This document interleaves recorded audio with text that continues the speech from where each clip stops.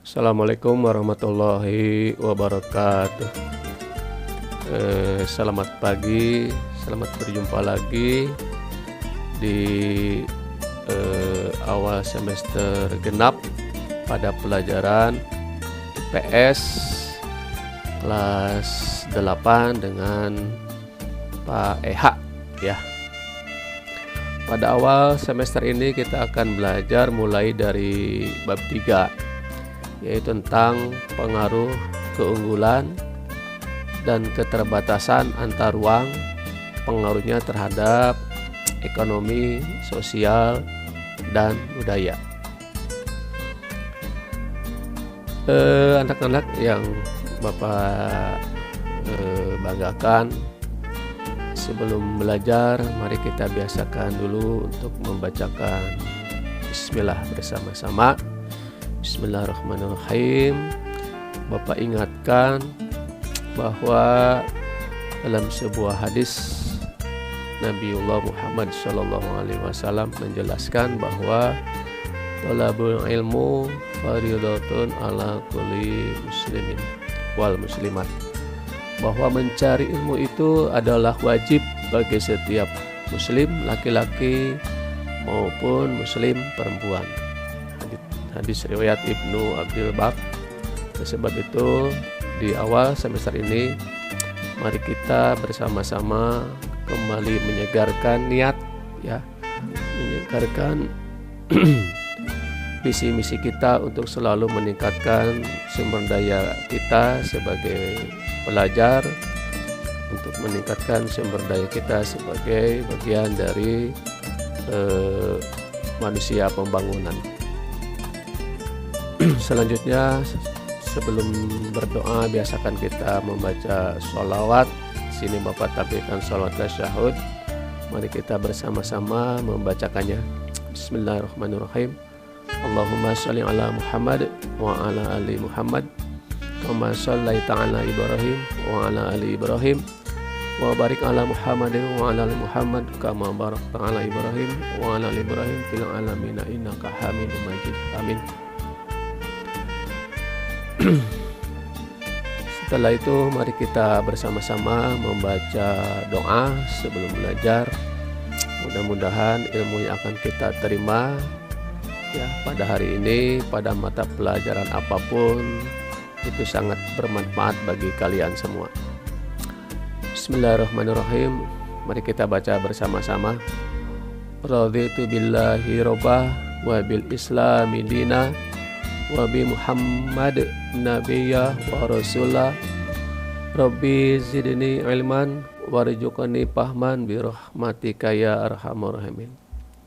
Yang artinya, kami ridho Allah Subhanahu wa taala sebagai Tuhanku, Islam sebagai agamaku, dan Nabi Muhammad sebagai nabi dan rasulku. Ya Allah, tambahkanlah kepadaku ilmu dan berikanlah aku pengertian yang baik. Amin. Selanjutnya, sebagaimana biasa Bapak mengingatkan kembali ya, dalam situasi sekarang kita masih dalam suasana PJJ, pembelajaran jarak jauh, di mana kita harus tetap waspada dengan perkembangan yang ada di luar lingkungan kita ya, dari ancaman musibah COVID-19. Oleh sebab itu senantiasa Bapak ingatkan pada kalian semua selalu menerapkan protokol kesehatan di sekolah, di pesantren, dimanapun tempat kalian tinggal ya. Pertama, selalu memakai masker. Yang kedua, mencuci tangan. Dan yang ketiga, selalu menjaga jarak. Mudah-mudahan kita semua dengan selalu disiplin menerapkan protokol kesehatan ini, kita semua selalu diberi perlindungan Allah Subhanahu wa taala dari berbagai bencana COVID yang sedang melanda di daerah kita. Amin. Selanjutnya akan kita bahas sebab 3, yaitu sebab A.1, yaitu keunggulan dan keterbatasan antar ruang, dalam permintaan, penawaran, dan teknologi. Di sini Bapak tampilkan sebuah foto, sebuah banner, sebuah gambar, yaitu pertambangan Freeport yang terletak di Papua. Kalau kita lihat, ini adalah sebuah bentuk keunggulan daerah Papua, yaitu memiliki keunggulan sumber daya alam mineral emas. Nah, inilah contoh salah satu keunggulan antar ruang yang ada di daerah Papua. Selanjutnya, bagaimana keunggulan dan keterbatasan antar ruang dalam permintaan, penawaran, dan teknologi, kita bahas bersama-sama. Sebelum itu, tujuan pembelajaran dari pertemuan sekarang ini adalah yang pertama, menelaah keunggulan dan keterbatasan antar ruang. Yang kedua, menelaah terjadinya permintaan dan penawaran. Yang ketiga, menganalisa keunggulan komparatif suatu daerah menjadi keunggulan kompetitif.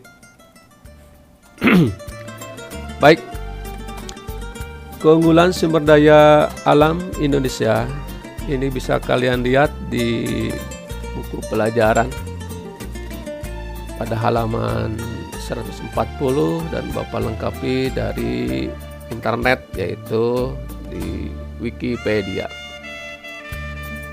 Dari seluruh keunggulan sumber daya alam yang ada di Indonesia, Bapak mengambil contoh di 2 pulau saja. Ini sebagai sampel. Yang pertama adalah Aceh. Keunggulan sumber daya alam yang ada di Aceh, mari kita amati bersama, yaitu migas, emas, dan batu bara. Itu di Aceh. Tentu berbeda dengan keunggulan sumber daya alam yang ada di DKI. Itu kita lihat keunggulan sumber daya alam dari DKI adalah kekayaan laut dan migas yang terdapat di sekitar Pulau Seribu. Dan akan lain lagi dengan keunggulan sumber daya alam di daerah Lampung misalnya. Ya, di situ ada kelapa sawit, kopi, jagung, dan tebu. Sementara di daerah Jawa Barat misalnya, keunggulan sumber daya alamnya adalah terutama terletak pada kegiatan pertanian, kelautan, lalu geotermal, migas, dan mineral. Kita bandingkan lagi dengan daerah Jogja. Jogja di sini keunggulannya adalah bidang pertanian dan kehutanan. Inilah keunggulan-unggulan di berbagai daerah di Pulau Sumatera dan Pulau Jawa yang memiliki kekhasan, memiliki keunggulan masing-masing dari sumber daya alam yang terdapat di daerah tersebut. Selanjutnya, bagaimana keunggulan dan kekurangan ini yang menimbulkan penawaran dan permintaan.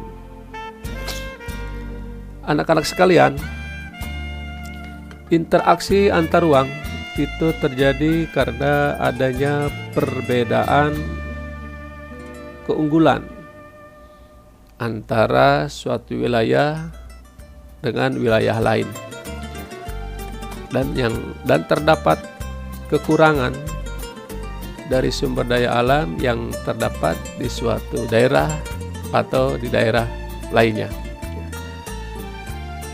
Keunggulan dan kekurangan ini menimbulkan terjadinya interaksi melalui kegiatan penawaran dan permintaan.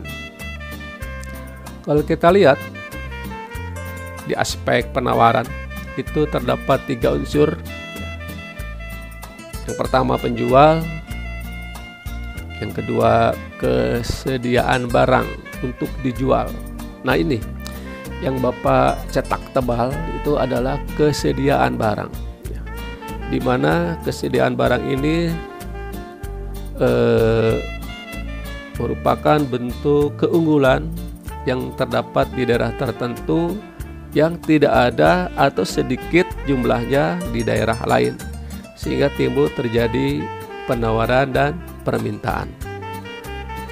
Sementara di daerah yang kurang, itu akan menimbulkan permintaan terhadap daerah tertentu untuk memenuhi kebutuhan.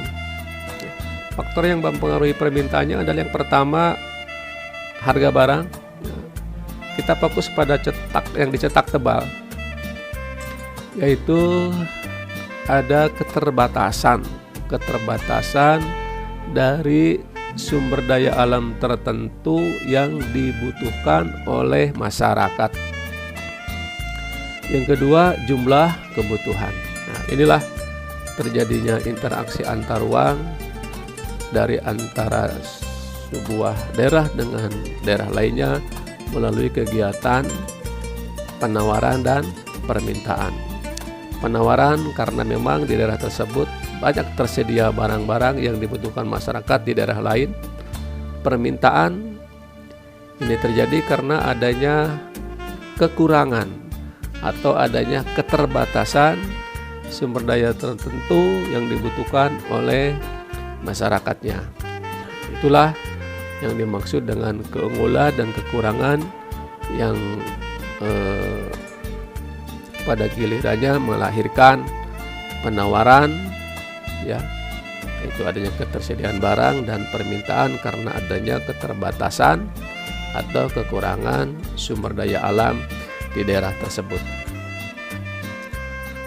Mari kita lihat bagaimana interaksi antar ruang akibat dari adanya keunggulan atau kekurangan sumber daya alam yang terjadi di beberapa tempat di Indonesia. Assalamualaikum warahmatullahi wabarakatuh. Antar negara. Ada yang mempunyai laut, bahkan ada negara yang tidak mempunyai laut, ada yang subur, ada yang tandus. Itulah sebabnya mereka melakukan pertukaran barang ataupun jasa. Sumber daya manusianya lebih rendah daripada negara yang maju, dan ini berakibat pada hasil produksi barang yang dihasilkan oleh negara maju. Biasanya kuantitas dan kualitasnya akan lebih baik, canggih, sedangkan beberapa negara masih belum bisa memproduksi mesin-mesin pertanian yang bagus, sehingga mereka harus melakukan perdagangan internasional. Jelas perbedaan budaya akan menjadi pendorong dalam melakukan pertukaran barang. Dalam berdagang, tentu harga akan menjadi prioritas utama. Kalau ada yang harga yang murah, kenapa pilih harga yang mahal? Kan begitu. Nah, masing-masing negara mempunyai harga-harga yang berbeda, sehingga negara-negara itu akan melakukan awal sampai akhir. Semoga jelas dan bermanfaat. Kalau ada pertanyaan, silahkan ditulis di kolom komentar. Tetap jaga kesehatan, jangan lupa pesan ibu, tetap jaga jarak, kemudian memakai masker dan sering-sering cuci tangan. Nah, itulah terjadinya penawaran dan permintaan yang menimbulkan kegiatan perdagangan antar daerah. Anak-anak sekalian, kita lanjutkan lagi. Ada beberapa keunggulan di daerah tersebut itu menimbulkan atau melahirkan keunggulan yang disebut keunggulan komparatif, ya. Seperti contoh sumber daya atau keunggulan sumber daya alam yang terdapat di Lampung, itu misalnya kopi.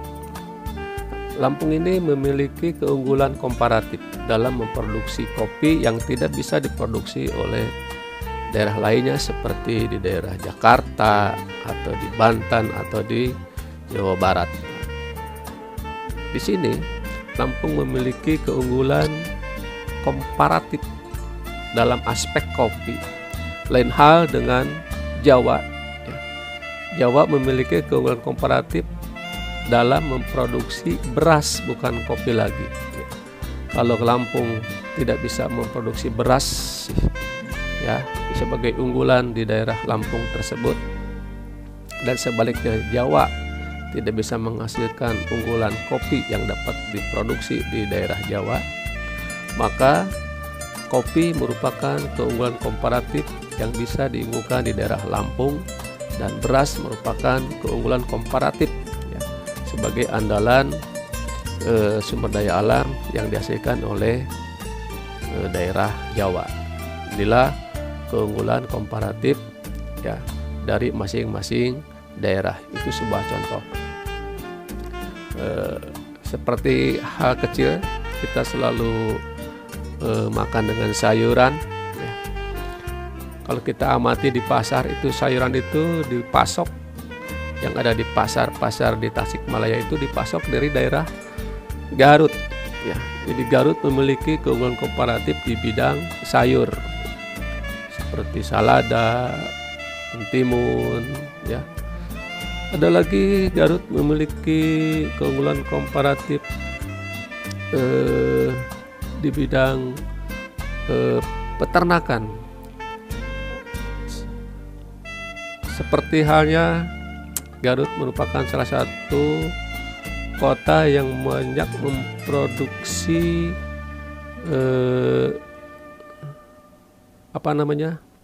pemanfaatan kulit, ya, pemanfaatan kulit, ya, dari kegiatan peternakannya untuk bentuk barang yang lebih produktif dan memiliki nilai jual tinggi. Ini merupakan satu bentuk keunggulan komparatif, ya.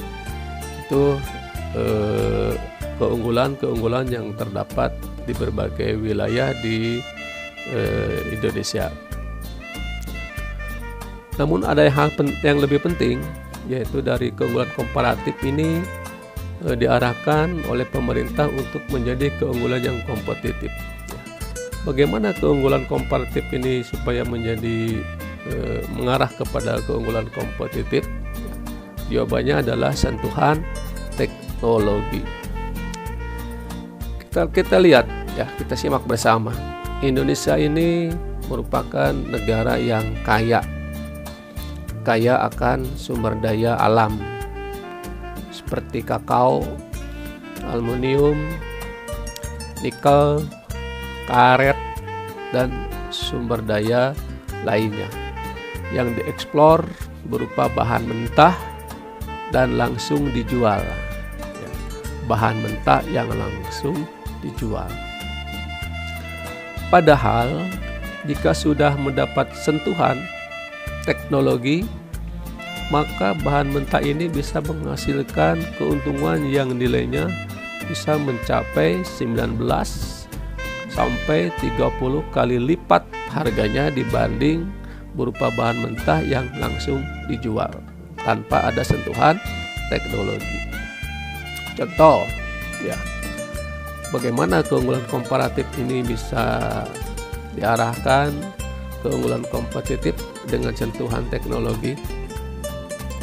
Gabungan Pengusaha Karet Indonesia menginformasikan kepada kita untuk tahun 2020 harga karet kering, kadar karet kering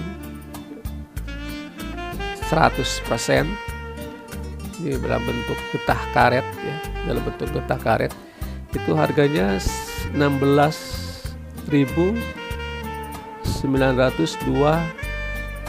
ya, per kilogram. Jadi per kilogramnya hampir menyentuh angka 17.000. Itu harga karet, kadar karet kering, ya. Harga getah karet K3, kadar karet kering 100%. Itu berupa bahan mentah, diolah menjadi bahan baku, ya, dengan sentuhan teknologi ke tahap yang kedua. Maka getah ini dibuat menjadi karet lembaran atau rubber sheet dengan ketebalan 10 mm, ukuran 10 cm per 100 cm atau ukuran 10 cm kali 100 cm.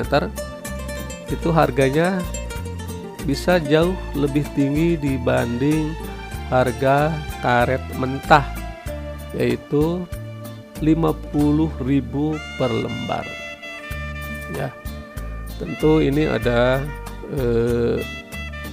perbedaan harga berapa kali lipat dari harga dasar karet mentah, diolah dengan sentuhan teknologi menjadi lembaran karet atau rubber sheet. Bila lembaran karet ini diolah lagi dengan sentuhan teknologi menjadi sebuah ban, ya, bukan lembaran lagi tapi menjadi sebuah ban, maka harga ban mobil Blackstone dengan ukuran 195 per 55 itu harganya mencapai 698.000 per buah, hampir menyentuh angka 700. Bila kita bandingkan 16.000 atau 17.000 ya, dalam bentuk getah karet, berubah harga menjadi 50.000 dalam bentuk rubber sheet, maka akan lebih bernilai lagi, berlipat-lipat lagi bila karet tersebut disentuh oleh teknologi, inovasi teknologi menjadi sebuah ban, maka harganya akan melejit jauh tinggi, hampir menyentuh angka 700.000 per buah. Ya, inilah makna pembelajaran dari pertemuan ini. Ya. Jadi Indonesia dituntut untuk mengembangkan inovasi dengan sentuhan teknologi untuk meningkatkan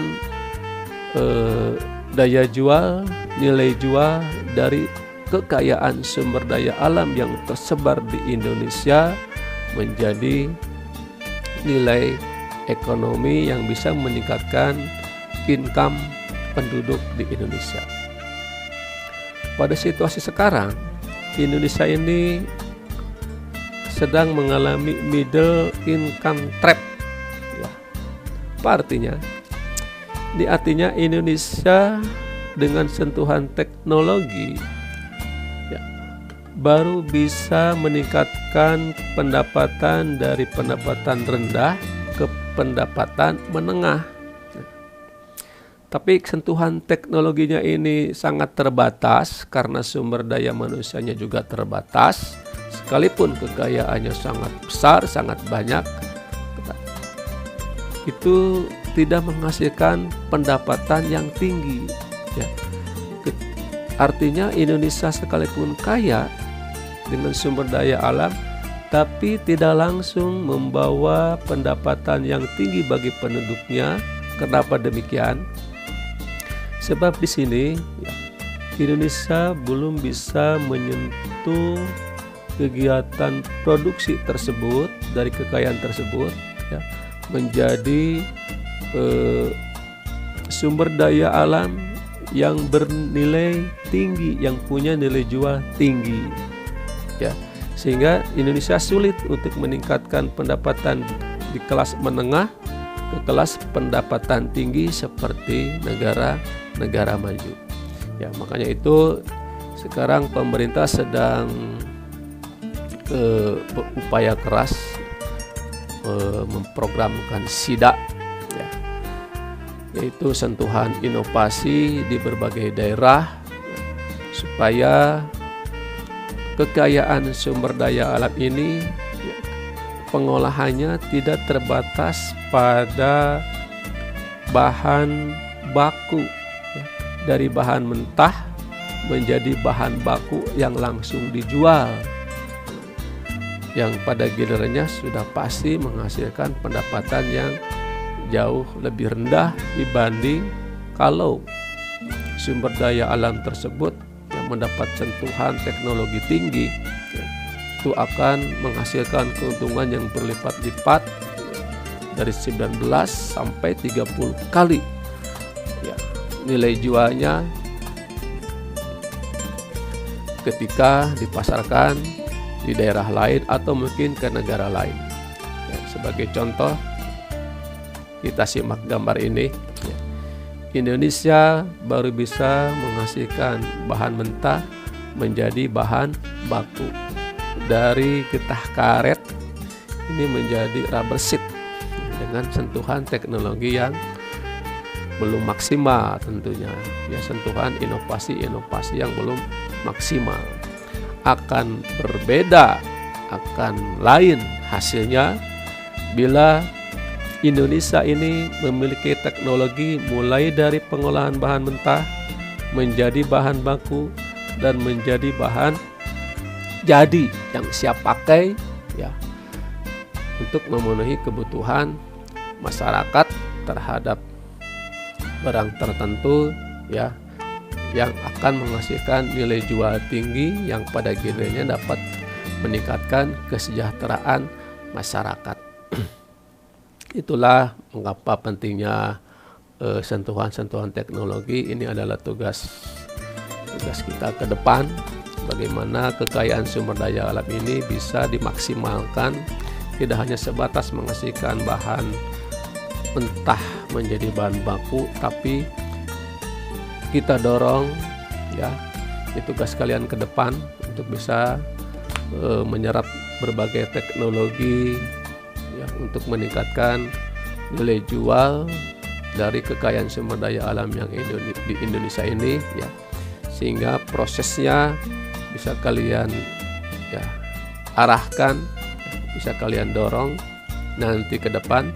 Indonesia tidak hanya kaya dengan karet, tidak hanya kaya dengan jumlah produksi karet, tapi kaya dengan sentuhan inovasi dan teknologi, sehingga nilai jual sebuah sumber daya alam tertentu, misalnya di sini seperti karet, tidak terbatas pada bentuk barang mentah yang hanya 17.000 per kilogram, tidak juga terbatas pada bahan baku yang harganya cuma 50.000 per lembar, tapi bisa jadi berbentuk barang jadi seperti ban di sini Bapak contohkan, supaya mendapatkan nilai jual yang tinggi yang pada gilirannya bisa meningkatkan kesejahteraan masyarakat. Contoh lain misalnya seperti di Jepang, nelayan Jepang sangat berbeda teknologinya dengan nelayan yang ada di Indonesia. Apalagi kita bandingkan dengan nelayan tradisional yang hanya mengandalkan perubahan angin ketika mereka berlayar menangkap ikan, lalu jangkauannya pun terbatas. Yang kedua, selain jangkauan terbatas, waktu juga terbatas. Sebab terlalu lama di laut, ketika mereka mendapatkan ikan dan terlambat dibawa pulang ke darat, maka dikhawatirkan ikan tersebut membusuk. Jepang, nelayannya bisa melintas berbagai samudra di laut bebas. Mereka mencari ikan dengan teknologi, sekaligus mereka bisa mengolah ikan tersebut di kapal penangkapan ikan dengan teknologi yang sangat tinggi, sehingga mereka tidak terbatas lagi dengan perubahan cuaca atau perubahan iklim, tidak terbatas lagi dengan jarak. Mereka dengan teknologinya bisa mengolah langsung hasil tangkapan ikannya menjadi barang jadi, sehingga pulang ke darat ikan-ikan tersebut sudah dikemas dalam bentuk kaleng seperti sarden. Bagaimana kalau misalnya teknologi tersebut kita miliki, Indonesia miliki, kita tahu Indonesia sangat kaya dengan kekayaan lautnya. Kalau nelayan-nelayan kita berinovasi memiliki sentuhan teknologi yang sangat mutakhir seperti Jepang, maka akan berbeda nanti ya, kesejahteraan yang akan mereka miliki dibanding dengan nelayan yang hanya mengandalkan teknologi sederhana. Itu barangkali keunggulan-keunggulan sumber daya alam yang ada di Indonesia ya, harus mendapat sentuhan yang sangat tinggi dari berbagai inovasi yang dikembangkan pemerintah melalui kebijakannya, yaitu SIDA, sentuhan inovasi teknologi di berbagai daerah. Ya, tujuannya adalah untuk meningkatkan nilai jual dari sumber daya alam tersebut supaya bisa diolah mulai dari barang mentah, barang baku, dan menjadi barang jadi yang memiliki nilai jual yang sangat tinggi ya. Jadi mindset pikiran kita sekarang, kita tidak bangga lagi dengan kekayaan Indonesia yang berlimpah ruah di berbagai daerah kalau tidak ada sentuhan teknologi. Sebab kekayaan tersebut pada gilirannya kalau tidak mendapatkan sentuhan teknologi tidak otomatis meningkatkan kesejahteraan masyarakat yang ada di daerah tersebut. Boleh dikatakan misalnya Aceh kaya dengan migasnya, Papua kaya dengan migasnya, tapi tidak otomatis mesejahterakan masyarakat yang ada di sekitarnya. Kenapa? Karena penguasaan teknologi itu yang tidak dimiliki oleh sumber daya manusia yang ada di daerah-daerah tersebut. Ya, itu merupakan bentuk pemikiran ya yang harus terus dikembangkan, terutama oleh kalian sebagai generasi penerus. Bagaimana kekayaan Indonesia ini ya, tidak hanya bangga dengan kekayaannya, tapi bangga dengan kekayaan sentuhan teknologi yang membawa pada peningkatan nilai jual yang gilirannya akan meningkatkan kesejahteraan masyarakat, sehingga Indonesia tak lagi terjebak pada middle income trap ya, terjebak pada pendapatan menengah dan sulit meningkatkan pendapatan yang tinggi seperti negara maju karena kelemahan di sentuhan teknologi. Nah, inilah tugas kalian ke depan, bagaimana caranya Indonesia menyerap sentuhan teknologi yang bisa meningkatkan daya jual, meningkatkan nilai jual di berbagai kekayaan sumber daya alam yang dimiliki Indonesia. Itu barangkali makna dari kegiatan pembelajaran ini ya. Kita semua dibuka kesadarannya, kita semua dibuka cakrawala pikirannya. Kita tidak bangga lagi dengan kekayaan Indonesia tanpa sentuhan teknologi, karena tidak mengantarkan otomatis meningkatkan pendapatan masyarakat. Tapi kita akan sangat bangga dengan kekayaan Indonesia ya, yang berlimpah ruah di berbagai daerah, mendapatkan sentuhan inovasi dan teknologi sehingga sumber daya alam tersebut bisa memiliki nilai jual yang sangat tinggi, bisa mengarahkan atau mendorong peningkatan kesejahteraan masyarakat ya, masyarakat sekitar atau masyarakat pada umumnya. Demikian materi pada hari ini, sekalipun sedikit, mudah-mudahan ada manfaatnya buat kalian ke depan ya. Bila ada tanya jawab, nanti kita akan lanjutkan pada sesi tanya jawab yang akan biasa kita belajar di line ya, di line. Sebelum ditutup, mari kita simak bersama keutamaan menuntut ilmu. Ya, barang siapa yang menempuh suatu jalan untuk mencari ilmu, maka Allah akan memudahkannya untuknya jalan menuju surga. Ya, ini bermakna luas. Ya. Dengan ilmu, dengan teknologi, hal-hal kecil bisa menjadi besar, hal-hal yang murah bisa menjadi mahal. Ya, mudah-mudahan dengan penyampaian ilmu yang sangat sedikit ini bisa membuka cakrawala cara berpikir kalian, merubah mindset kalian, merubah kebanggaan kalian untuk meningkatkan kesejahteraan masyarakat di Indonesia.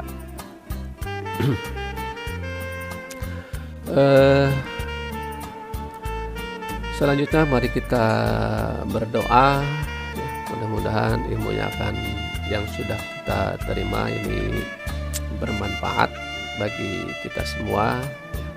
Allahumma bismillahirrahmanirrahim. Allahumma sholli ala sayyidina Muhammad. Allahumma arina haqqan warzuqna ittiba'ah.